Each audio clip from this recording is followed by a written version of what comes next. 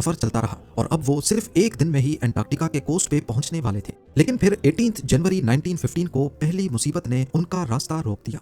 हुआ कुछ यूं कि वेडल सी के ऊपर बर्फ की लेयर्स मोटी से मोटी होती गईं और एक पॉइंट पे आकर ये लेयर्स 18 फीट तक मोटी हो गईं और अब एंड्योरेंस में इतनी ताकत नहीं थी कि उन्हें चीर कर आगे बढ़ सके। ये बर्फ कहीं कहीं इतनी कमजोर भी थी कि यहीं से पैदल सफर को शुरू करना भी मुमकिन नहीं था। एंड्योरेंस अपनी मंजिल वासल बे से लगभग 130 किलोमीटर पहले ही बर्फ में फंस चुकी थी। शुरुआत में लगा कि शायद ये मसला आर्जी तौर पे आया है, लेकिन असल में ये इंपीरियल ट्रांस एंटार्क्टिक एक्सपीडिशन के रास्ते में आने वाला सबसे बड़ा मसला साबित हुआ। कई दिनों तक लगातार कोशिशें करने के बाद उन्होंने 300 टन वजनी शिप को मैनुअली आगे बढ़ाने का फैसला किया। लगातार अगले 2 दिनों तक बर्फ को काटने और रास्ता बनाने का काम करते करते क्रू बिल्कुल एग्जॉस्ट हो गया, लेकिन ये काम उनकी सोच से भी ज्यादा मुश्किल था।